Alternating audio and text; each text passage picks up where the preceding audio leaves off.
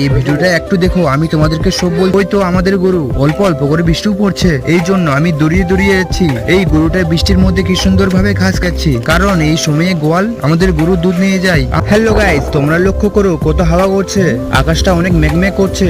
এখন বাজে সকাল 8টা।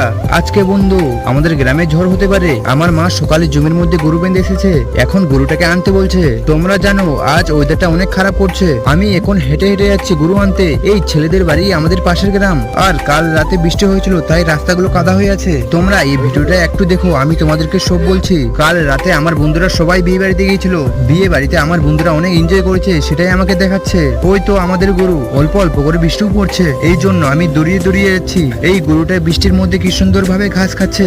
এই মোষটা হলো আমার বড় মায়ের মোষ। তোমরা কি জানো এই বৃষ্টির মধ্যে গরুটাকে আমি কেন নিয়ে যাচ্ছি? কারণ এই সময়ে গোয়াল আমাদের গরু দুধ নিয়ে যায়। আমার এই ছোট্ট এক মিনি ব্লগটা ভালো লেগে থাকলে অবশ্যই লাইক, সাবস্ক্রাইব, কমেন্ট, শেয়ার করে দিও।